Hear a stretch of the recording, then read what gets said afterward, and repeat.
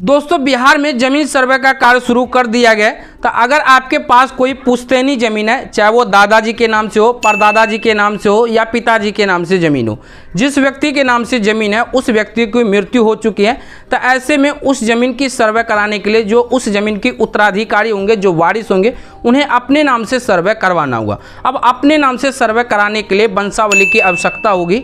तो सर्वे कराने हेतु बिल्कुल नए तरीके से वंशावली कैसे बनाएं, आगे इस वीडियो में आपको पूरी जानकारी के साथ वंशावली बनाने की पूरी प्रक्रिया बताने वाला हूं कि किस प्रकार से आप वंशावली फॉर्म डाउनलोड करेंगे, कैसे आपको वंशावली फॉर्म स्टेप बाय स्टेप भरना है और किस तरह से आप वंशावली बना पाएंगे।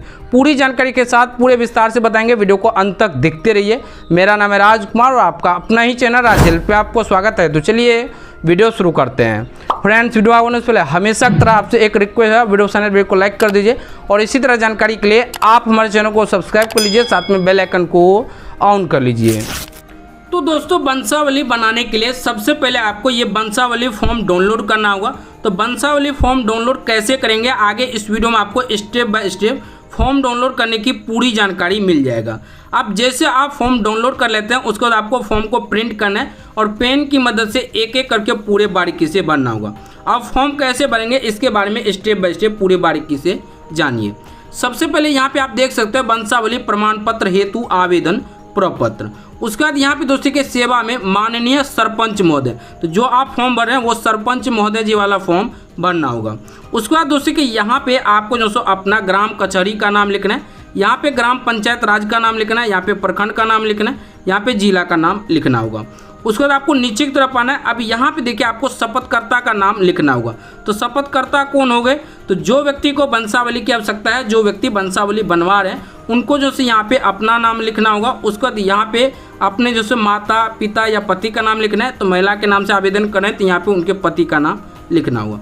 उसके बाद यहाँ पे वार्ड नंबर लिखना है, यहाँ पे ग्राम का नाम लिखना है, पोस्ट का नाम, थाना का नाम, पंचायत का नाम, यहाँ पे प्रखंड का नाम लिखना है। और मुझे डैश कार्य के लिए जरूरत है, जो भी कार्य हेतु आप वंशावली बनवा रहे हैं वो कार्य का नाम लिखना है। तो जैसे जमीन सर्वे हेतु बनवा रहे हैं तो यहाँ पे जमीन सर्वे हेतु लिख सकते हैं।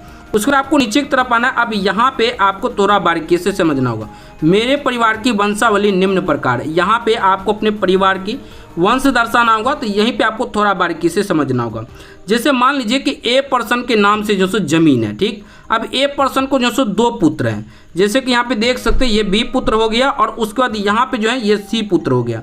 अब ये जो बी पुत्र हैं इनको भी कुछ जो सो वंश होंगे, जैसे कि 1 2 3 है। तो मैं यहाँ पे जो सो एक का नाम लिख लेता हूँ डी, ये पुत्र हो गया। उसके डी के बाद ई, ये भी पुत्र हो गया और ये जो एफ पर्सन है ये पुत्री हो गया। तो आपको यहाँ पे साइड में पुत्री भी लिखना है, ये बात आपको ध्यान में रखना है। पुत्री जो पुत्र है वो पुत्र लिखना है, इस तरह से आपको दर्शाना होगा। अब ये ए पर्सन का जो सी वाले बेटा है इनको भी जो सो कुछ ना कुछ यहाँ पे जो सो बेटा बेटी सब होंगे तो वो आपको यहाँ पे लिखना होगा। तो जैसे इनको मान लीजिए 2 है, जैसे कि यहाँ पे जी हो गया और उसके बाद यहाँ पे एच हो गया। तो इस तरह से जितने भी आपका वंश होगा वो आपको दर्शाना होगा। जैसे मान लीजिए ए पर्सन है, ए पर्सन के नाम से जमीन नहीं है, ए पर्सन की जो पिताजी है उनके नाम से जमीन है। तो पहले ही आपको दोस्तों यहाँ पे उनके पिताजी का नाम लिखना है, फिर इस तरह से लकीर खींच के उनका नाम लिखना है, फिर उस तरह से आपको दर्शाना होगा।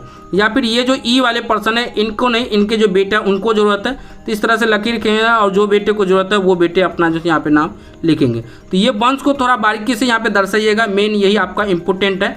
अब आपको नीचे की तरफ आना है। यहाँ पे आपको जो सो आवेदक का हस्ताक्षर, अगर हस्ताक्षर नहीं करते हैं तो अंगूठा निशान लगा लेना है और सिग्नेचर करते हैं तो आपको सिग्नेचर करा लेना है। अब आवेदक कौन हुए, तो जो व्यक्ति शपथ करता हुए जो आवेदन कर रहे हैं। यहाँ पे आपको मोबाइल नंबर लिखना है। उसके बाद आपको नीचे की तरफ आना है। अब यहाँ पे देखिए शपथ पत्र आपको फॉर्म भरना होगा। सबसे पहले यहाँ पे कार्यालय का नाम लिखना है। यहाँ पे मैं यानी जो व्यक्ति आवेदन कर रहे हैं वंशावली के वो अपना नाम लिखेंगे, उनका उम्र कितना वो लिखना है। यहाँ पे उनके पिता या पति का नाम लिखना है, कितने वर्ष से उस एड्रेस पे निवास कर रहे हैं वो जो सो ईयर लिखना है, जैसे कि 20 वर्ष 30 वर्ष 10 वर्ष। उसके वार्ड नंबर, ग्राम का नाम, पोस्ट का नाम, थाना, प्रखंड, जिला। उसके बाद आपको नीचे की तरफ आना है। अब यहाँ पे देखिए साफ साफ बताया गया है कि शपथ बयान करता हूँ, मुझे डैश कार्य हेतु वंशावली प्रमाण पत्र की आवश्यकता है। तो जमीन सर्वे हेतु है तो यहाँ पे आप जमीन सर्वे हेतु लिख सकते हैं। नीचे की तरफ आना है। जैसे आपने ऊपर जो अपने वंशावली वंश की जानकारी दर्शाए है, ठीक उसी प्रकार से यहाँ पे आपको वंश दर्शाना होगा। उसके बाद आपको नीचे की तरफ आना है। अब यहाँ पे दोस्तों क्या आपको बताया गया है 3 नंबर में देखिए कि यह मेरे द्वारा इससे पूर्व कहीं भी वंशावली प्रमाण पत्र नहीं बनाया गया है। उसका यह मुझे वंशावली प्रमाण पत्र ग्राम कचहरी कार्यालय डैश जो भी कार्यालय यानी जो भी ग्राम कचहरी का नाम होगा वो लिखना है, प्रखंड का नाम लिखना है। उसके बाद यहाँ पे शपथ करता हस्ताक्षर करते हैं तो हस्ताक्षर करना है, नहीं तो अंगूठा निशान लगाना है। उसके बाद नीचे की तरफ आना है। अब यहाँ पे देखिए एक और जानकारी दिया गया कि मैं शपथकर्ता को जानता हूँ जिन्होंने मेरे समक्ष अपना हस्ताक्षर दिया है। अब आपको नीचे की तरफ आना है। अभी यहाँ पे आपको थोड़ा बारीकी से समझना होगा। वंशावली प्रमाण पत्र निर्गमन हेतु अनुशंसा प्रपत्र। अब सबसे पहले यहाँ देखिए यह प्रमाणित किया जाता है कि आवेदक या आवेदिका, तो आवेदक है तो आवेदक, आवेदिका है तो आवेदिका। उसके बाद यहाँ पे नाम लिखना है। यहाँ पे उनके पति या पिता का नाम, वार्ड नंबर, ग्राम का नाम, पोस्ट का नाम, थाना का नाम, पंचायत का नाम, प्रखंड का नाम, जिला का नाम। उसके बाद यहाँ देखिए आते मैं हमने पूरे होशो हवास गवाह के रूप में लिखित बयान दे रहा हूँ। आवेदक या आवेदिका जो भी नाम है उनका पिता या पति का नाम लिखना है। उसका नीचे की तरफ आना है। अब यहाँ पे आपको जो सो गवाह का नाम लिखना होगा। सबसे पहला गवाह, तो यहाँ पे आपको 1 नंबर लिखना है, गवाह का नाम लिखना है, गवाह के पिता या पति का नाम, उसका मोबाइल नंबर, आधार संख्या और गवाही सिग्नेचर करना है। ठीक इसी तरह से यहाँ पे दूसरे गवाह का डिटेल भरना है और सिग्नेचर कराएं, तीसरे गवाह का, और नीचे की तरफ आएंगे तो चौथे गवाह का। उसके बाद यहाँ पे देखिए नोट में एक जानकारी दी गई कि नोट गवाह आवेदक के वंशज नहीं होना चाहिए, कोई आपका रिश्तेदार सब नहीं होना चाहिए। गवाह साक्षर हो तथा उनकी आयु 18 वर्ष से कम नहीं होनी चाहिए।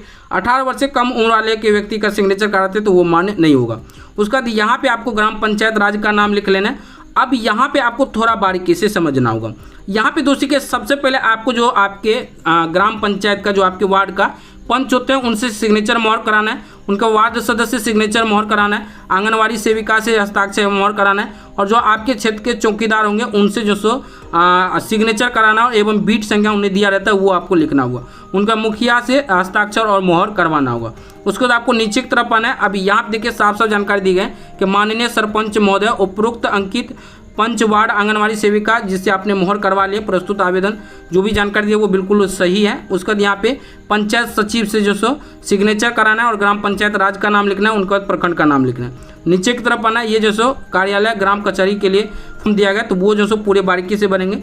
जो जानकारी आपको मालूम है वो जो सो आप जरूर भर लीजिए। दिनांक नहीं मालूम है कितने तारीख को आप जो सो आवेदन करेंगे। उसके बाद यहाँ पे देखिए सूचना संख्या आपको नहीं होगा तो ये खाली छोड़ देना है। तो आप चाहे तो इस फॉर्म को भर सकते हैं ना, तो आप खाली छोड़ दीजिए। ये जो सो कार्यालय के लिए दिया गया, तो ये जो सो कार्यालय में काम किया जाएगा। उसके बाद नीचे की तरफ आएंगे। अभी यहाँ पे देखिए आपको जो सो सरपंच का हस्ताक्षर, तिथि एवं मोहर जो सो यहाँ पे होंगे, उनका ग्राम कचहरी का नाम और प्रखंड का नाम लिखा जाएगा। ठीक इसी प्रकार से दोस्तों ये वाले फॉर्म को भरना होगा। अब यहाँ पे देखिए ये फॉर्म में भी साफ साफ जानकारी दी गई है कि कार्यालय ग्राम कचहरी। अब यहाँ पे आपको जो सो ग्राम पंचायत का नाम लिखना है, प्रखंड का नाम लिखना है, जिला का नाम, वंशावली संख्या आपको नहीं मालूम होगा, जहाँ से निर्गत होगा वो जो सो यहाँ पे लिखेंगे। उनका यहाँ पे दिनांक। उसका यहाँ पे देखिए जो जानकारी आपको पता है वो आप लिख लीजिए, क्योंकि कार्यालय में इतना फुर्सत नहीं होते हैं, वो सब इतना मतलब ध्यान भी नहीं देते। तो आप अपना सही सही नाम लिख लीजिए। यहाँ पे पंचायत का नाम लिखना है, प्रखंड का नाम लिखना है, शपथ पत्र संख्या नहीं मालूम है तो वो छोड़ दीजिए, दिनांक, उसके बाद आवेदिका, और यहाँ पे जो भी आपका एड्रेस है वो आपको लिखना है। और यहाँ पे आपको वही जो ऊपर आपने वंश दर्शाए आपको वो जो सो पूरे बारीकी से यहाँ पे दर्शा लीजिए। साफ साफ जानकारी दीजिएगा कि ये पुत्र है, ये पुत्री है, जिससे उन्हें भी पता लग सके कि इस व्यक्ति को जरूरत है और ये इनका जो सो रिश्तेदार में ये लगता है। तो इस तरह से आप समझ गए। उसका दोस्तों यहाँ पे देखिए आपको जो सो पंचायत सचिव का जो सो यहाँ पे हस्ताक्षर होंगे, उनका ग्राम पंचायत राज का नाम, प्रखंड का नाम, सरपंच का हस्ताक्षर मोहर, ग्राम कचहरी का नाम, प्रखंड का नाम। उसका नीचे की तरफ आना है और ये वाले फॉर्म को आपको एक एक करके पूरी बारीकी से भरना होगा। ये फॉर्म को कैसे भरेंगे दोस्तों, तो इस फॉर्म को भी भरने की पूरी जानकारी जान लीजिए। सबसे पहले ये वाले कॉलम में आवेदक या आवेदिका का नाम लिखना है, यहाँ पे उनके पिता पति का नाम लिखना है, जो भी एड्रेस होगा वो लिखना है, यहाँ पे मोबाइल नंबर लिखना है, शपथ पत्र संख्या है तो वो लिख लीजिए, वंशावली प्रमाण पत्र करने हेतु तिथि जितने तारीख को जारी होंगे वो लिखना है। उसके बाद ये वाले कॉलम में ग्राम कचहरी कार्यालय को मूल्य आवेदक हस्तगत करने की तिथि एवं प्राप्तकर्ताओं का हस्ताक्षर करा लेना है। उसके दिए वाले ऑप्शन में भी आपको तिथि और हस्ताक्षर कराना होगा और उसके दिए वाले कॉलम में भी।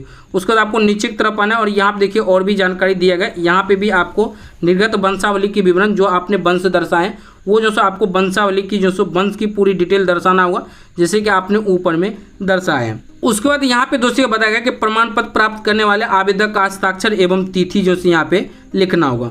तो दोस्तों कुछ इस प्रकार से आप ये फॉर्म को पूरे बारीकी से भर लीजिए। अब ये वंशावली फॉर्म कैसे आप डाउनलोड करेंगे, तो डाउनलोड करने के लिए सबसे पहले आपको rajhelps.in का जो ये ऑफिशियल वेबसाइट है, इस वेबसाइट पे आपको आना होगा। अब इस वेबसाइट पर आने के लिए आप कोई भी ब्राउज़र में टाइप कीजिए rajhelps.in लिख के जैसे सर्च करें आप इस वेबसाइट पे आएंगे।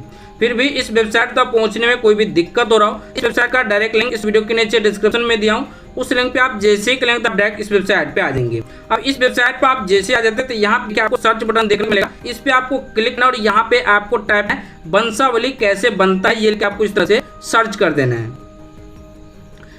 जैसे आप ये लिख के सर्च करेंगे पहले नंबर में ये आर्टिकल आएगा, इस आर्टिकल को आपको इस तरह से ओपन कर लेना है। अब इस आर्टिकल में देखिए पूरे बारीकी से बताया गया कि वंशावली कैसे बनाएं, वंशावली बनाने के लिए कौन कौन से डॉक्यूमेंट लगने वाले हैं। तो जैसे आप नीचे तरफ आएंगे तो यहाँ पे देख सकते हैं कि वंशावली बनाने हेतु जरूरी दस्तावेज। अब दस्तावेज के बारे में भी जान लीजिए, आधार कार्ड, मोबाइल नंबर और आपको एक एफिडेविट की भी आवश्यकता होगी, तो आप एफिडेविट बनवा लीजिएगा। उसके बाद शपथ स्व घोषणा पत्र, उसके 10 रुपये आपको नगद भी जमा करना होगा और एप्लीकेशन फॉर्म जो है उस फॉर्म को आपको पूरे बारीकी से भरना होगा। तो ये देखकर आप आसानी से बनवा सकते हैं। नीचे की तरफ आएंगे तो आप देखिए स्टेप बाय स्टेप वंशावली बनाने का प्रक्रिया बताया गया।